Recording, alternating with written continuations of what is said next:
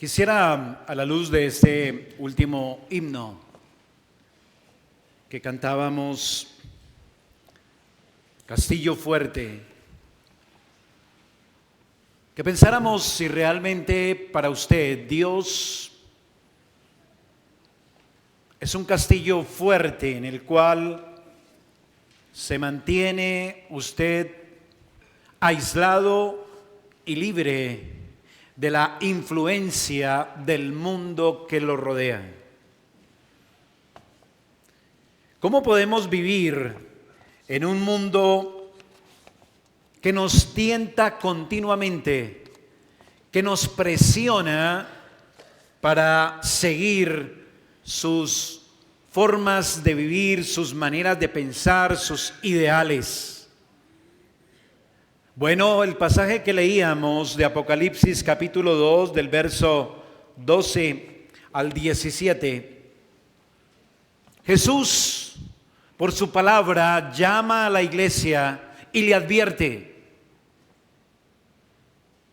De esa manera, nos exhorta hoy también a que realmente apliquemos el Evangelio y la cruz de Cristo a nuestras vidas en medio de un mundo que nos acecha y que siempre quiere devorarnos y arrastrarnos.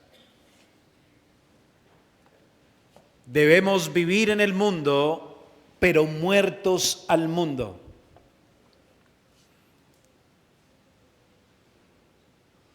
Vivir en el mundo, pero muertos al mundo.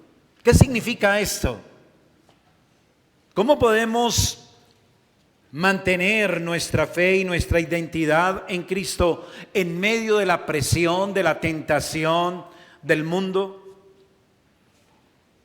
Le invito, querido hermano y amigo, a que exploremos juntos a la luz del pasaje cómo podemos vivir en el mundo, pero muertos al mundo. Ese es el título que he dado a nuestra meditación esta mañana. Viviendo en el mundo, pero muertos al mundo. Y trataremos ese tema bajo tres enunciados. En primer lugar, el mundo en que vivimos. En segundo lugar, el mundo que combatimos. Y en tercer lugar, el mundo que recibiremos o esperamos. El mundo en que vivimos primero, es decir, ¿cuál es la naturaleza de este mundo en el cual hemos sido puestos? ¿Cómo nos afecta? ¿Cómo nos tienta? Pero en segundo lugar, veremos el mundo que combatimos. ¿Estamos realmente en una confrontación con ese mundo y sus ideales y sus prácticas? ¿Lo estamos combatiendo y rechazando como creyentes fieles a nuestra profesión de fe? ¿Cómo podemos mantener nuestra fe y nuestra integridad en medio de ese mundo si no estamos combatiéndolo? Y por último, el mundo que recibiremos es el mundo que realmente está en su mente y en su corazón, está en vista siempre. Es el mundo que usted anhela recibir o vivir en él y morar en él.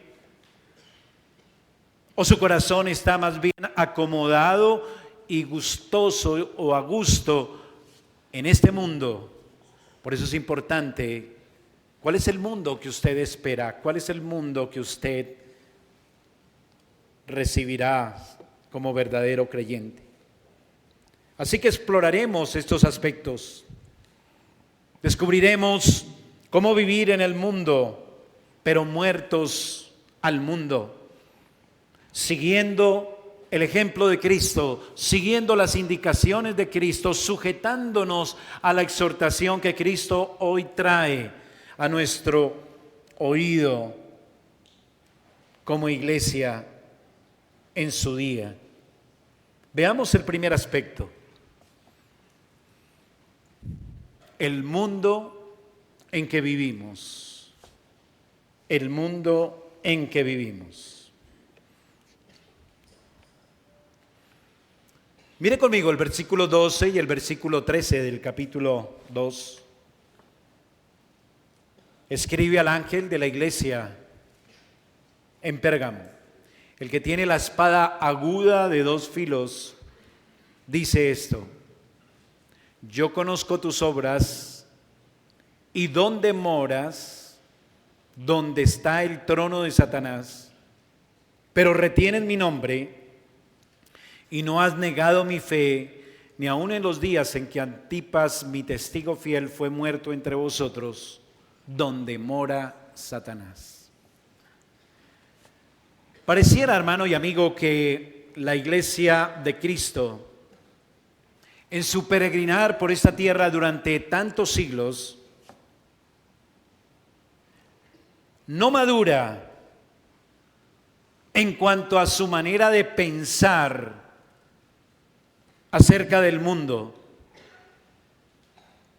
Y la iglesia se muestra ingenua, vulnerable frente a la maldad que impera en el mundo. ¿Cuántas veces usted ha escuchado una advertencia como creyente respecto al mundo, pero aún sigue como si realmente usted fuera muy ingenuo? Pero por desgracia no se trata de ingenuidad, sino de necedad. Es la condición natural, nuestra naturaleza inclinada al mal por causa del remanente del pecado, que hace que para usted aún el mundo, en cierto grado, en cierta manera, en ciertos terrenos, sea para usted inofensivo, indiferente, confiable y hasta atractivo.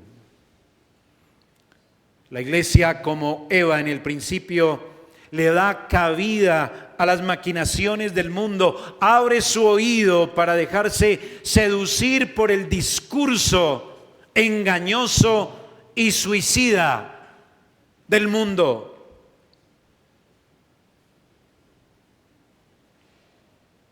Sí, así resulta la iglesia a veces, como Eva, dispuesta a escuchar, pero renuente a oír la voz de su Señor y Salvador, que le advierte acerca del mundo.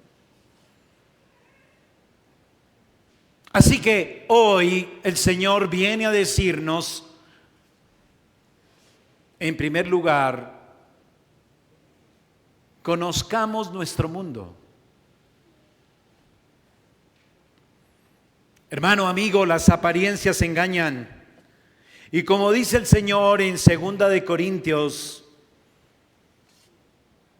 temo que como la serpiente en su astucia engañó a Eva, vuestros sentidos sean de alguna manera extraviados de la sincera fidelidad a Cristo.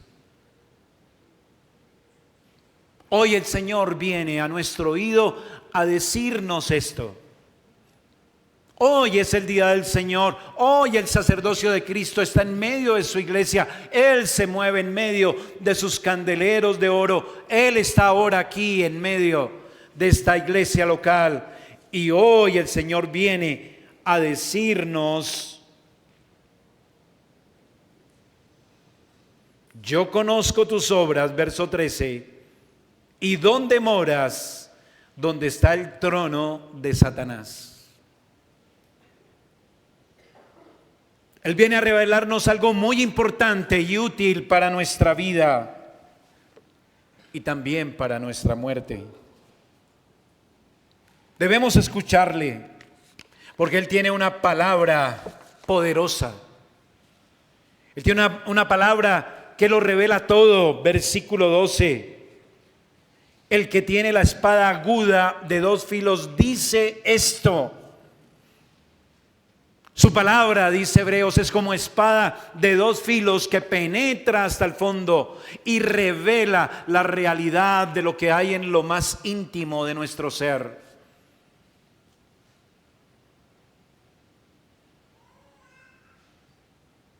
Y esa palabra de dos filos juzga y también puede condenar y determinar y proferir un castigo y muerte, porque es la palabra poderosa, creadora de Dios mismo.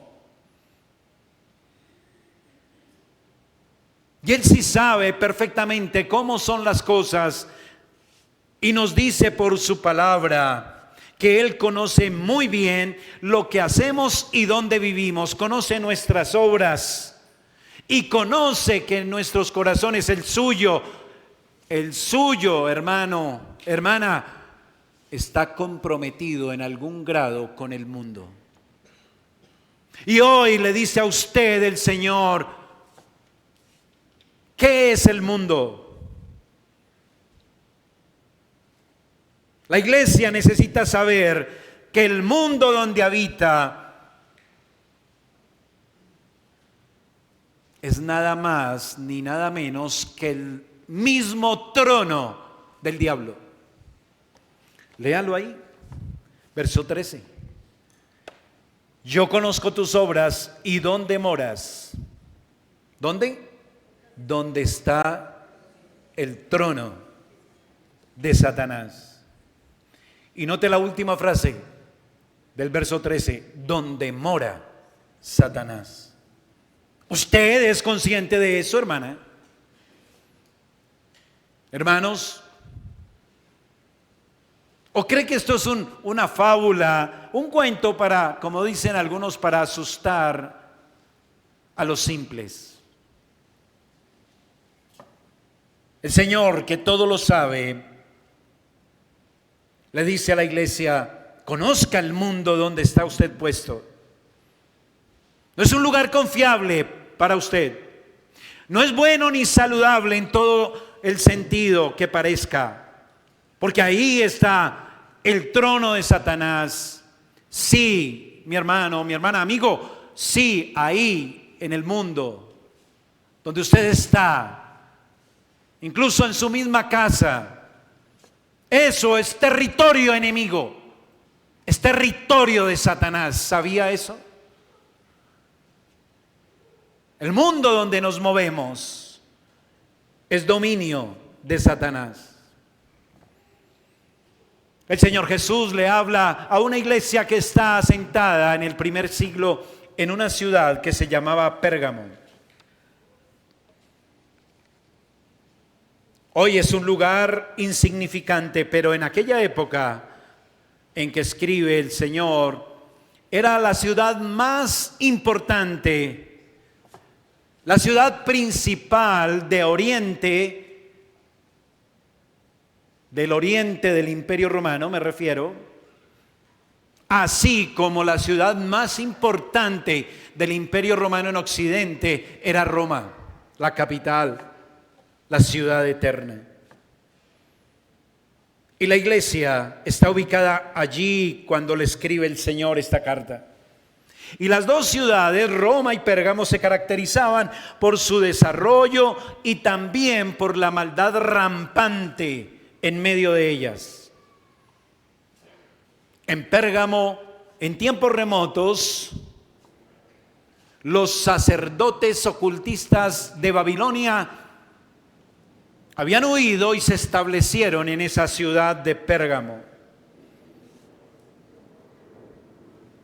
Allí también, en este lugar, fue donde se edificó y se estableció, ojo a eso, el primer templo y el primer culto al emperador romano. Fue allá en la ciudad de Pérgamo, no fue en Roma. Por eso se le llamó a esta ciudad la custodia del templo. Pérgamo, además, tenía muchos lugares de adoración. Era una ciudad, insisto, muy influyente. Las deidades de Zeus, Atenea, Dionisio y Esculapio tenían sus grandes templos, especialmente este último, Esculapio, el dios ¿De qué? ¿Lo recuerda? De la sanidad. Que tenía como símbolo una serpiente enroscada en un asta. ¿Sí lo recuerda? Allá estaba el templo de Esculapio también, de Zeus, de Atenea, de Dionisio. Y se tenía a Esculapio como el Dios Salvador. Allí también estudiaba el famoso médico Galeno. ¿Por qué? Porque Pérgamo también contaba con grandes centros de educación, no solamente en medicina, sino también en filosofía, y grandes filósofos e ideas, permítame, humanas locas, salían de Pérgamo para influir en todo el imperio romano. Contaba con una biblioteca con más de 2000 pergaminos o volúmenes, tanto que podía competir esa biblioteca con la de Alejandría. Toda la vida en Pérgamo era bastante boyante, pero giraba alrededor de la religión y de los festivales en honor a sus ídolos. Allí la iglesia enfrentaba un gran desafío en cuanto a su conformación al mundo, pues no era pequeña la presión que el mundo ejercía sobre los cristianitos que estaban allí.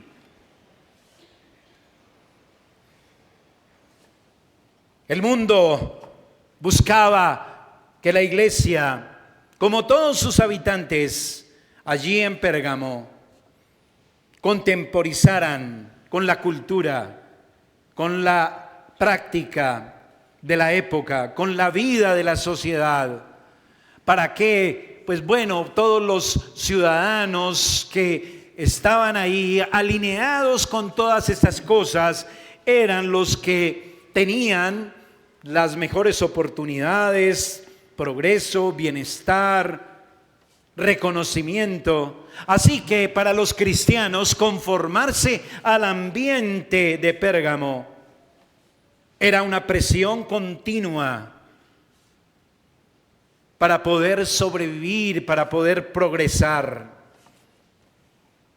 Pero dice que en Pérgamo en una época hubo un gran y fiel mártir, testigo, que no soportó, o mejor, no se rindió ante la presión del mundo circundante e incluso dio la vida por su fidelidad a Cristo. Eso es lo que dice el versículo 13, recuerde: pero retienes mi nombre y no has negado mi fe ni aun en los días en que Antipas, mi testigo fiel, fue muerto entre vosotros. Qué difícil la vida de los cristianos en Pérgamo, ¿no le parece? Bajo tanta presión en esa sociedad idólatra, donde estaban continuamente con el riesgo de perder privilegios, sufrir incomodidades, pasarla mal si no se conformaban al estilo que imperaba según su soberano. ¿Quién era su soberano? Satanás, porque detrás de todo eso está el enemigo de nuestras almas. Ellos vivían allá donde reinaba todo este ambiente. Hoy el Señor nos llama a tener cuidado, nos llama a estar advertidos frente al mundo que nos rodea también.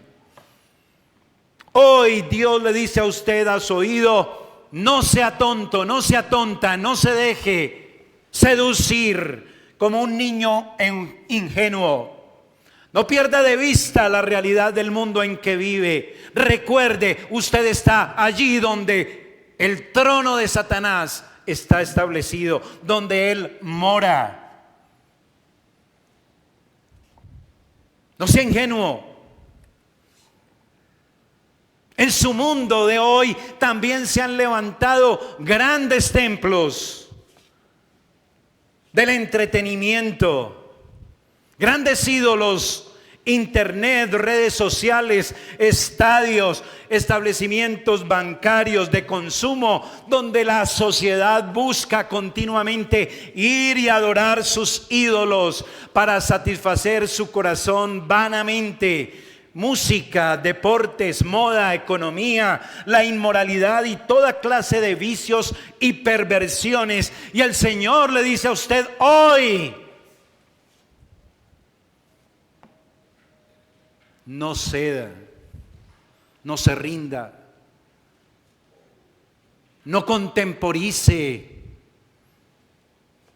con el mundo. Sepa dónde está viviendo, porque yo sé dónde moras, dice el Señor, y eso es lo que le advierto.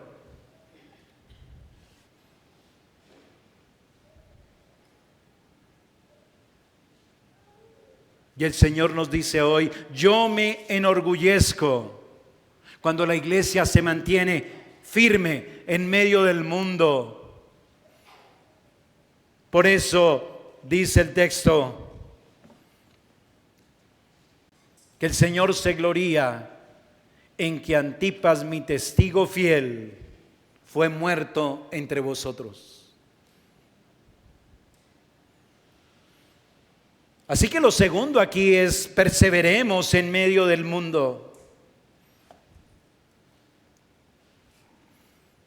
Hay creyentes e iglesia que se mantenía firme en la fe, como este Antipas, aunque le representara pérdida aún de su misma vida, porque es mejor la vida, es mejor perder la vida, dice el Evangelio, y no ganar el mundo. ¿Lo recuerda? Por eso Antipas es elogiado. Él es el símbolo, por decirlo así, del creyente que no cede, del creyente que se mantiene firme a pesar del costo que esto conlleva. Está firme en medio de la idolatría, de los ideales y pensamientos mundanos. No niega su fe. Antipas es el fiel creyente que imita a su Salvador, que sigue sus pisadas. Y el Señor lo reconoce y le da un título que es el título que ustedes y yo debemos anhelar que Cristo nos dé. ¿Qué título le da? Mire bien el versículo 13. Mi testigo fiel. ¿Sabe quién es el único que lleva ese nombre también? Cristo. El testigo fiel, porque Él se mostró fiel a su Padre, a su voluntad hasta la muerte, y vivió en este mismo mundo que es el trono de Satanás, pero no negoció la palabra de su Padre, venció el pecado, no cedió ante la idolatría, se negó a jugar según las reglas retorcidas del mundo en que vivía. Por eso Cristo nunca le añadió, nunca le quitó a la voz de su Padre. Nunca sucumbió ante la presión de grupo, nunca se subordinó a la aprobación de los hombres caídos. No se echó para atrás. Él dio testimonio con valentía, perfección, fidelidad. Y no importa a qué podamos enfrentarnos, ese es el sendero, esa es la huella que nos dejó el Señor, esas son las pisadas que debemos seguir.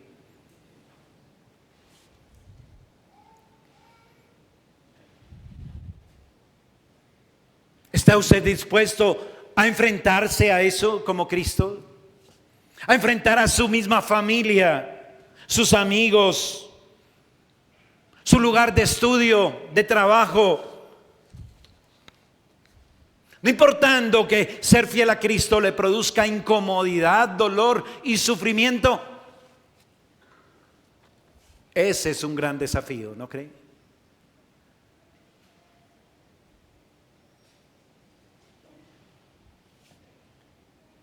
Y a eso nos llama el Señor en medio de un mundo caído.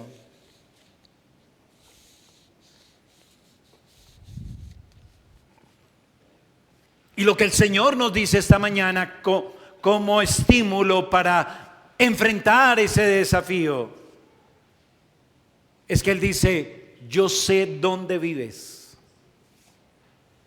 El Señor Jesús le está diciendo a usted, querida hermana, querido hermano, mire, yo sé las presiones que usted sufre. Yo sé cómo el mundo lo está presionando, cómo el mundo lo seduce, cómo el mundo lo acorrala, cómo el mundo lo pone contra la pared. ¿Cómo usted cree que va a sobrevivir cuando el mundo le exige y le demanda que se conforme, que le lleve la corriente? Dios sabe eso. Eso le dice el Señor esta mañana a usted: yo sé dónde vives. Él sabe de las presiones que usted sufre del mundo caído. Yo sé el estrés. Entiende perfectamente la presión bajo la cual usted está cada día, cada mañana. Y le da esa maravillosa palabra, le dice: yo estoy ahí, yo conozco, yo sé tus obras. Esa es una palabra de aliento para que su alma nerviosa descanse en esas palabras, para que siempre esté pensando en mantenerse firme, en perseverar, en ser intolerante, a no conformarse con el mundo, con su ideal, con su estilo, con su pensamiento, a dar en lo posible y cada vez mucho más un lustre a su profesión de fe, agradar a su Salvador Jesucristo, y que el Señor Jesús nos pueda decir, nos pueda llamar mis testigos fieles.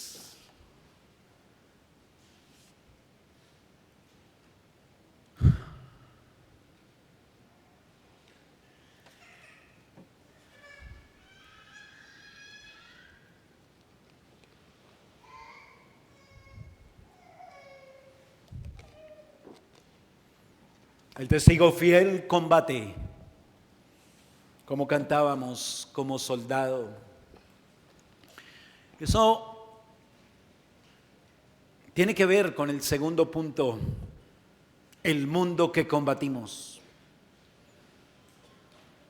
El llamado de atención que hace el Señor a la iglesia es que no es suficiente.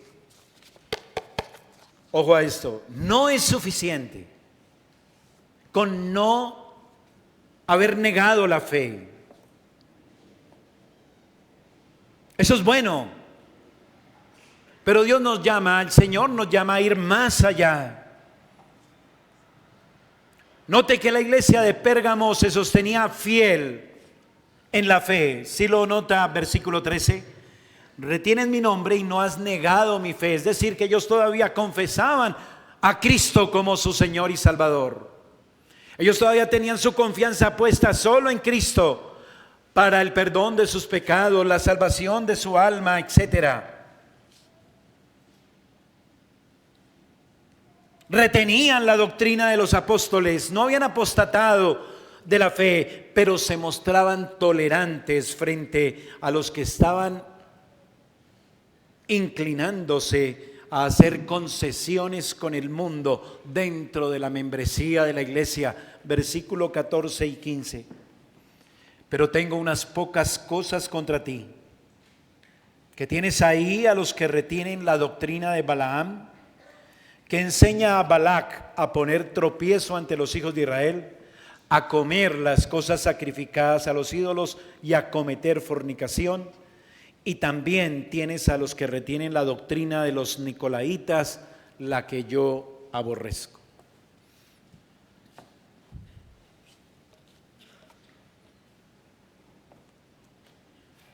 A la luz de este texto, permítame en primer lugar advertir que debemos ser inflexibles contra la idolatría. Versículo 14. Inflexibles contra la idolatría. Tengo unas pocas cosas contra ti, que tienes ahí a los que retienen la doctrina de Balaam, que enseñaba a Balac a poner tropiezo ante los hijos de Israel, a comer de cosas sacrificadas a los ídolos y cometer fornicación. El verso 14 es un llamado, si me permite decirlo en términos modernos, un llamado a cero tolerancia a la idolatría. El mundo hace que los creyentes rebajen su estándar y demandas del Señor.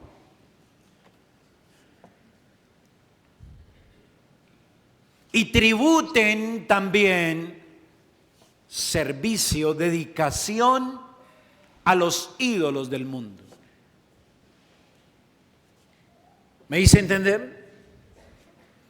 El mundo quiere que los ídolos que ha fabricado sean adorados también por los creyentes.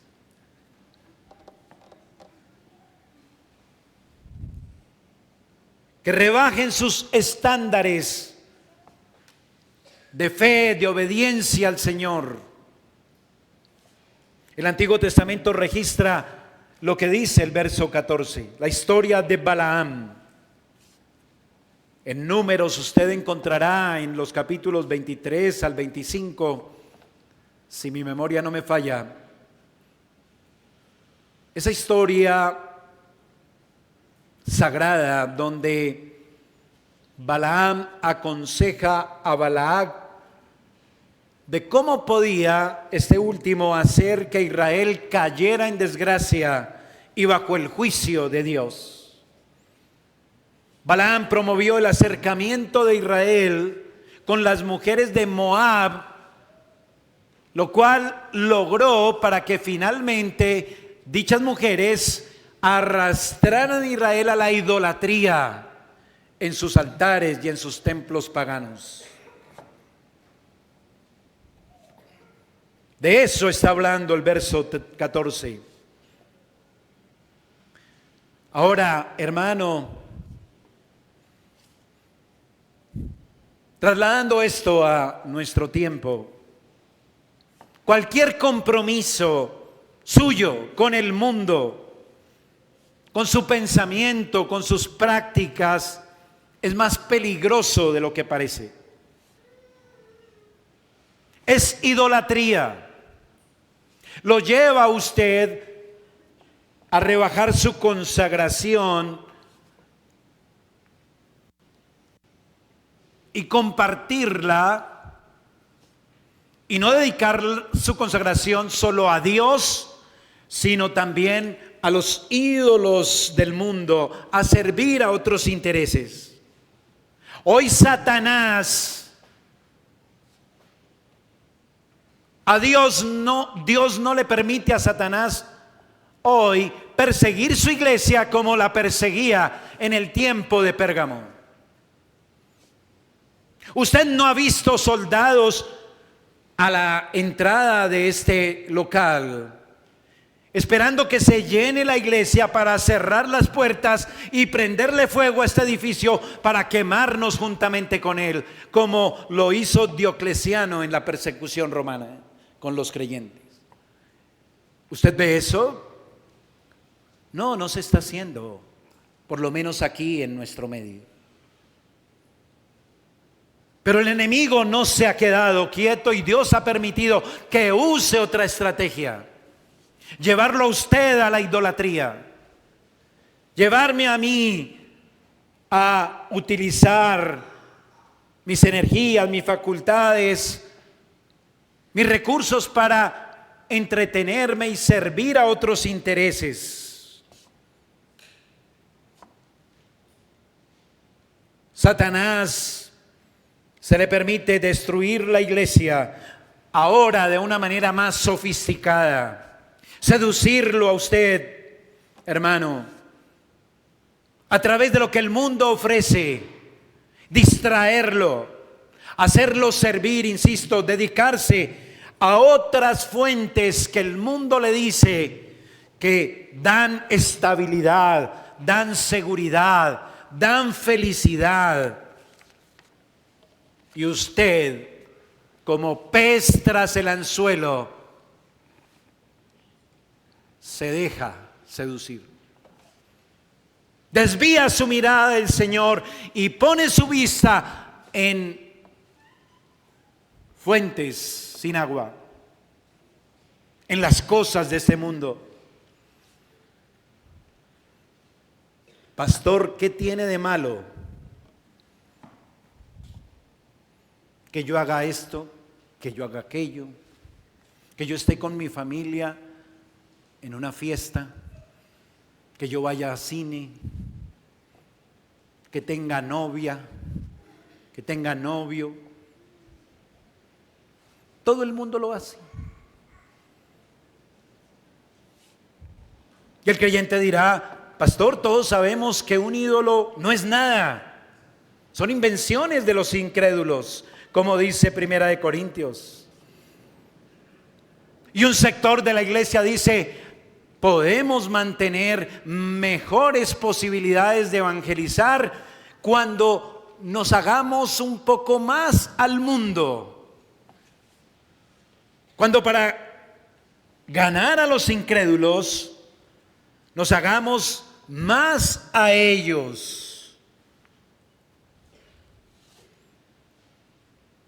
Otros sectores de la iglesia dirán: no, debemos tener equilibrio, no ser tan fanáticos, porque necesitamos también guardar nuestro estatus, seguir teniendo oportunidades que nos abran puertas para llevar la luz del evangelio en este mundo.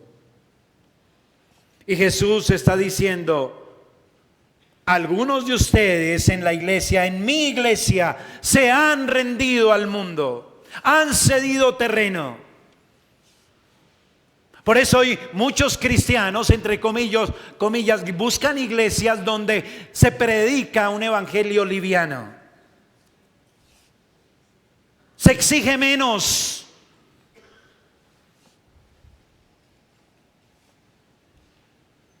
Se habla más de la misericordia y del amor de Cristo. Incluso se desecha la ley moral de los 10 mandamientos. Como ya hemos aprendido en los talleres de lectura, el antinomianismo que hay en muchas iglesias. Menos exigencia de la ley moral. Ya el día del Señor, ¿para qué? ¿Por qué exageran tanto? ¿Cómo así que culto por la mañana, culto por la tarde? No sé qué, ustedes allá viviendo todo el día en la iglesia, ¿no se aburren? Eso es legalismo. ¿Y todo para qué? Para hacernos más mundanos. Porque después de que usted sale de este templo y se va para su casa, no me vaya a decir que usted se pone a leer la Biblia todo el resto del día. Usted dice: no, pues miremos a ver qué hay hoy en el noticiero. ¡Pum! El televisor. Hagamos mejor una actividad de no sé qué. No, un almuercito. No sé. Y Dios desplazado.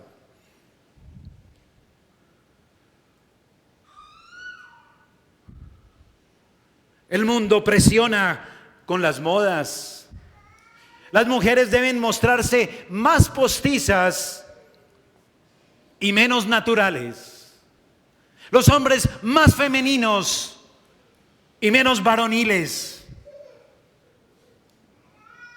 Y todos tenemos que saber de deporte, de entretenimiento, estar actualizados, informados de los ídolos del mundo y de las estrellas, porque ¿qué vamos a hablar con un incrédulo en una charla? Que vamos en una reunión a conversar con un incrédulo si no es del cantante, del fútbol, del no sé qué, de la moda, del si sé cuándo?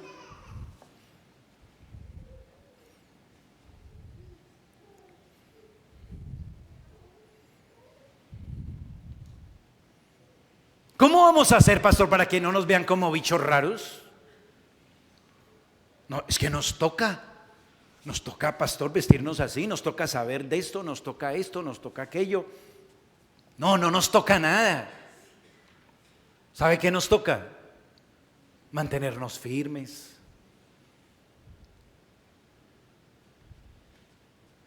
Ser inflexibles con la idolatría, que se cuela de manera muy sutil en nuestras almas. De viejos, jóvenes y niños. No nos digamos mentiras. Y lo segundo es que el Señor nos llama a ser inflexibles contra la inmoralidad. Versículo 15. Y también tienes a los que retienen la doctrina de los nicolaítas, la que yo aborrezco. Dice también y también. Es decir que es como la misma línea de lo de Balaam, pero con un énfasis distinto, diferente. Los nicolaítas promovían y animaban a los creyentes a participar en celebraciones paganas, en cultos a ídolos que incluían prácticas inmorales. Y no es eso lo que el mundo también está presionando para que usted como creyente entre en esa onda. La idolatría al cuerpo, el placer, la inmoralidad ha estado en aumento en las últimas décadas. Las modas, la publicidad, las artes, entre otros cultos idolátricos modernos, están saturados de imágenes que proyectan la relajación de los valores y promueven la ruptura con los principios y virtudes de castidad, pureza, decoro, decencia. Los estándares morales son cada vez más degradados y la indecencia invade todo escenario y todo espacio en nuestra vida. Hasta para vender un condimento hay pornografía. Y el creyente está ahí en medio del mundo y debe estar alerta y debe mostrarse inflexible a hacer concesiones con esta tendencia inmoral. La televisión, la internet, los juegos, los teléfonos, todas estas tecnologías hacen parte de la agenda del mundo, de la agenda de inmoralidad, el aborto, el noviazgo, la unión libre, el divorcio, el matrimonio entre seres del mismo género. Todo es una realidad que usted ve diariamente y que le presionan.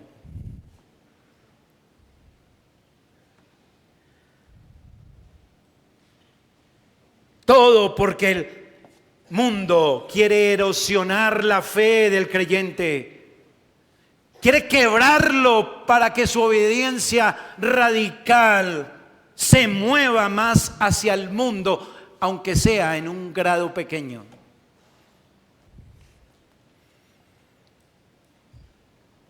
Que abandone un poco su obediencia radical a su Señor y Salvador Jesucristo.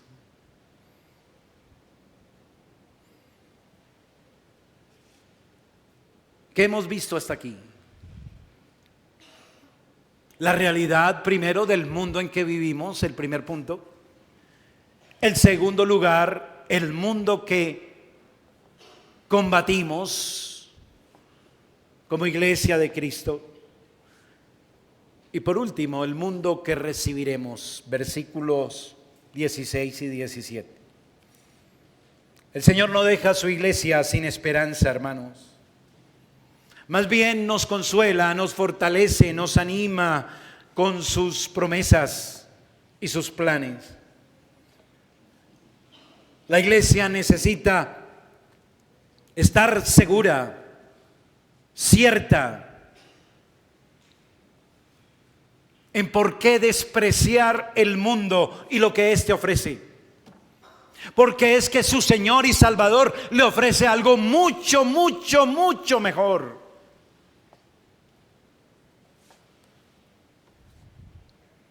El Señor quiere que su iglesia deje su inmadurez, que abandone tanto interés en lo que este mundo ofrece, porque este mundo es donde mora el engañador Satanás, y todo lo que le ofrece el mundo es una mentira. Porque el mundo pasa y sus deseos es un manjar codiciable, pero efímero. Es una linda visión que esconde detrás un veneno que lleva a una muerte horrible. Y por eso el Señor nos llama hoy nuevamente al arrepentimiento, a la perseverancia, a no conformarnos. Jesús ofrece entonces su amor, su promesa, su plan, un banquete superior para que su pueblo lo disfrute, totalmente sobrenatural, que el creyente debe ver y debe ponderar para que también haga una comparación y establezca que lo que ofrecen los ídolos de este mundo son bagatelas.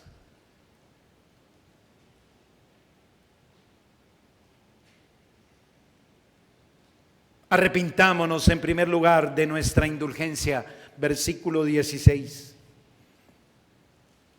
Por tanto, arrepiéntete. Te lo repito. Por tanto, ¿qué? Arrepiéntete. Eso es lo primero que el Señor le dice a usted esta mañana, después de considerar todo lo que hemos meditado. El Señor le dice, arrepiéntete. ¿Reconoce usted, hermano, que sí ha hecho concesiones al mundo, con el mundo? Que hemos cedido terreno en nuestra vida en algún aspecto y en cierto grado. ¿Puede usted recibir con humildad esa palabra del Señor que le dice, arrepiéntete? O usted dice, no, el hermano, este hermano fulano, él debe arrepentirse, yo lo he visto que hace esto. No, es para usted. Tenga un corazón humilde. El Señor le dice a su oído, arrepiéntase. Con humildad, escuche al Señor. Dispóngase a aceptar, a conceder, a reconocer que usted sí tiene de qué arrepentirse en estos asuntos. Que usted puede reconocer su falta.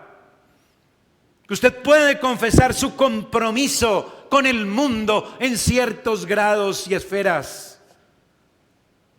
Que usted debe arrepentirse de no ser fiel a su profesión de fe con su Salvador.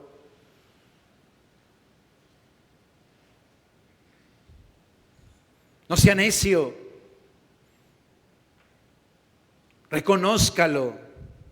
Que se ha dejado seducir por el mundo. Que usted le ha creído el discurso del mundo y ha aceptado su ofrecimiento de bienestar, de comodidad, de placer, de felicidad. Le hablo a usted, querido hermano, querido miembro de la iglesia local. Y le digo ahora, considere lo solemne de este mensaje. Entienda que lo que usted ha cedido ante el mundo no solo lo perjudica de manera personal, individual, sino a todos nosotros. Porque por eso podemos ser visitados por el Señor, sí, por su culpa. Mírelo bien, versículo 16. Por tanto, arrepiéntete, pues si no, vendré a ti pronto y pelearé contra ellos con la espada de mi boca.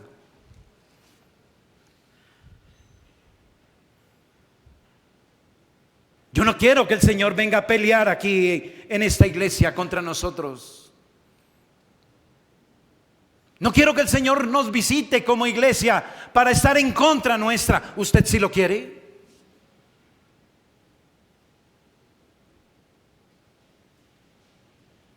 Porque le está hablando a la iglesia. Dice, arrepiéntase. Arrepiéntase de permitir que eso suceda entre ustedes. Ese es el mensaje del versículo 14 y 15. Porque si no, Él va a venir para estar en contra. Sepa hoy, hermano, hermana, que el Señor deja bajo su responsabilidad, sí, de cada uno de ustedes, hermanos, la bendición de nuestra iglesia. Sí, la bendición de nuestra iglesia está determinada por la actitud que usted tome sobre estas cosas. ¿Usted cree que solamente lo afecta a usted? Recuerde, somos ¿qué? Un cuerpo. Somos una familia. Y si a una parte y a un miembro de nuestro cuerpo le pasa algo, ¿qué le sucede al resto del cuerpo? ¿Se afecta? Claro que sí. Es hora de que usted abandone esas prácticas mundanas, que porque no son escandalosas, entonces usted sigue ahí tranquilo como si nada.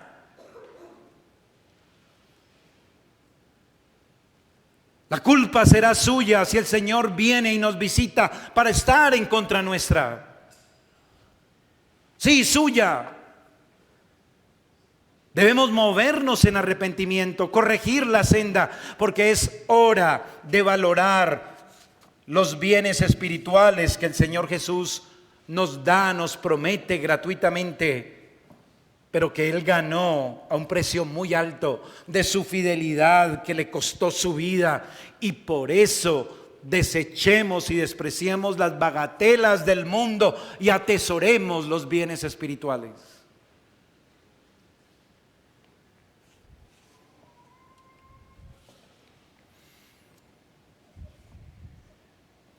Lo último aquí es atesoremos los bienes eternos.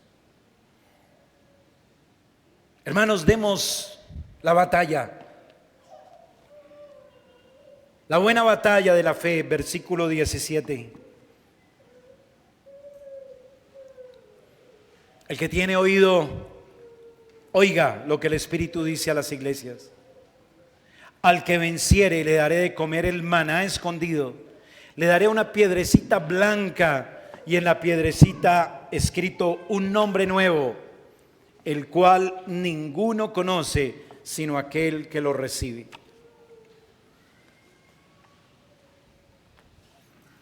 Mire la grandeza y la superioridad de lo que el Señor ofrece frente a los ídolos del mundo. Dice, el que venciere, le daré del maná escondido. El maná es la comida con la que Dios alimentó sobrenaturalmente a su pueblo en el desierto, ¿lo recuerda? Durante su peregrinaje desde Egipto a la tierra prometida. En Segunda de Macabeos, un libro histórico dentro del canon apócrifo, ese libro registra una tradición del profeta Jeremías que tomó un poquito de maná y lo guardó y lo escondió para después sacarlo y darlo al pueblo en las generaciones futuras. Pero esa historia no es inspirada. La verdadera inspiración y la verdadera interpretación acerca del maná la tenemos en boca del mismo Hijo de Dios, el cual nos dijo cuál era el significado de este maná. Vamos a Juan capítulo 6, versículo 31 al 35. Juan 6, 31 al 35.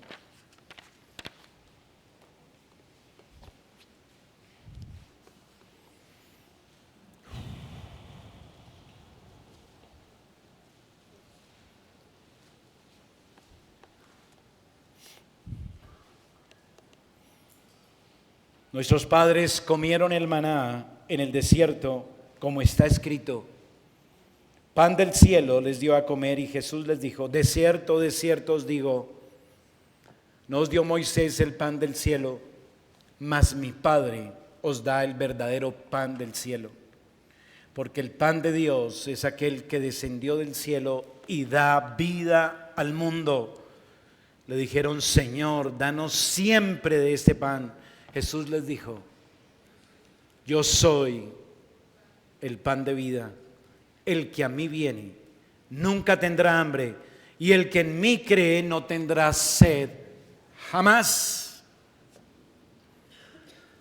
Este es el verdadero pan que sacia y da satisfacción a nuestras almas.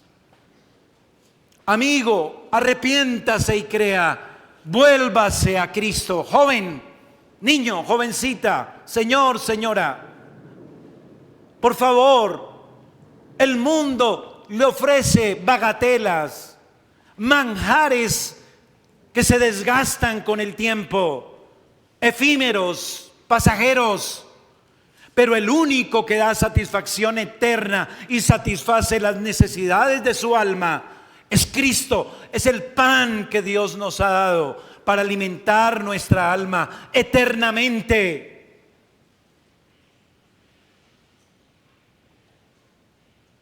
No desperdicie ese maná que ha caído del cielo. Cristo, enviado por el Padre, para que todo aquel que en Él cree no se pierda, mas tenga vida eterna. Joven, no siga detrás del mundo.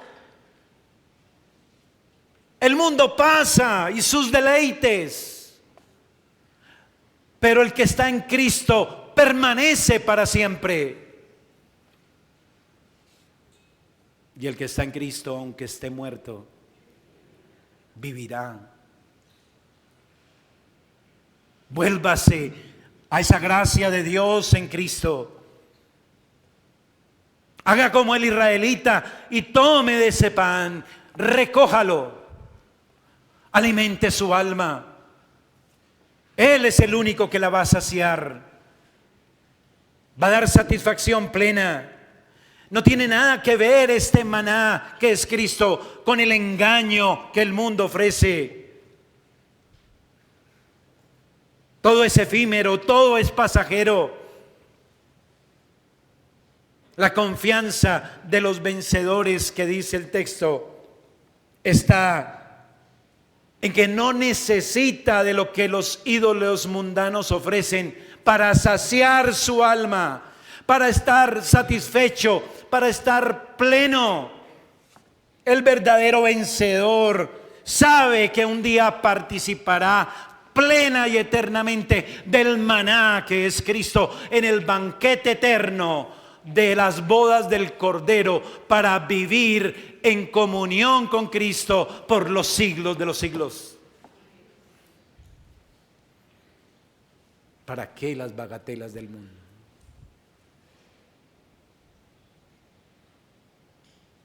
Pero aún hay más. Hay una piedrita blanca. ¿Sí la vio ahí? Le daré una piedrita blanca con un nombre escrito, un nombre nuevo. Hay varios usos de las piedras en los tiempos del siglo I, pero no tengo el tiempo para contarles los diferentes usos y me referiré al que guarda armonía con el texto. Antes se entregaba una piedrita blanca. Como no existían tarjetas, boletas, esa piedrita blanca era un pase para entrar a un banquete o un evento. Hermanos, amigos, Cristo ha pagado con su propia vida, con su sangre, la entrada de cada uno de los miembros de su pueblo a su reino, a la vida eterna. Él le entrega a cada miembro de su pueblo esa piedrita blanca que es el pase para que entre sano y salvo a disfrutar del reino por los siglos de los siglos y su herencia.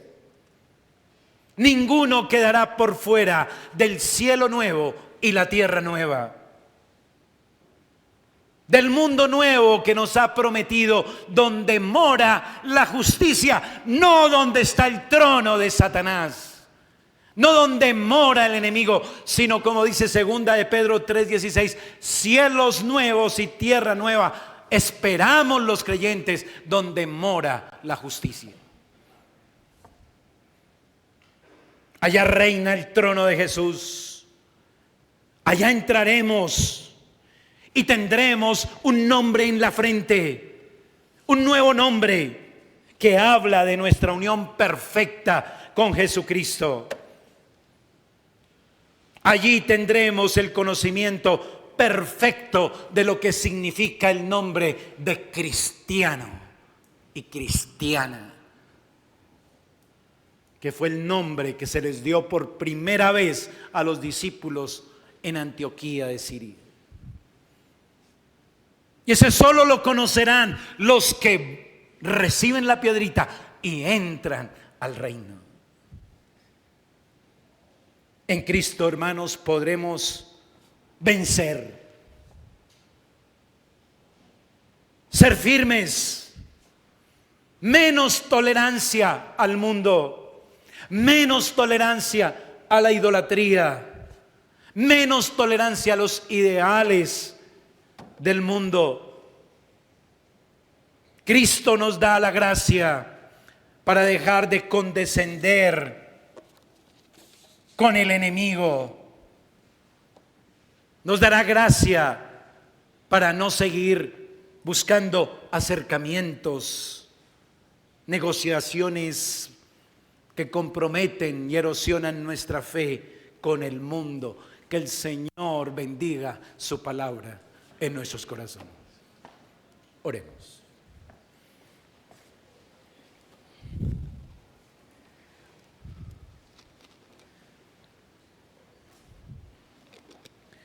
Padre bueno, te damos gracias por Jesucristo. Y hoy te pedimos perdón, Señor, perdón porque somos livianos, porque hemos cedido terreno al mundo, porque nuestro corazón no es firme, fiel, porque no estamos alineados, porque no combatimos la idolatría, la inmoralidad de forma radical en nuestras almas. Perdónanos, Señor. Danos de tu gracia para que cada uno nos movamos en la dirección de tu voluntad. Déjanos ver con mayor claridad los bienes celestiales que tú nos das por gracia y que Cristo ganó por su sangre. Déjanos valorarlos para despreciar lo que el mundo ofrece. Porque es insignificante todo lo mejor del mundo, sus tesoros, Señor, ante tus bienes, tu herencia, celestial.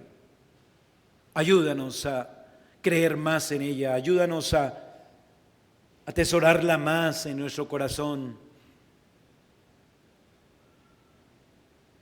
y que así despreciemos el mundo como debemos y podamos ser llamados testigos fieles en este mundo asentado en sombra, tiniebla de muerte.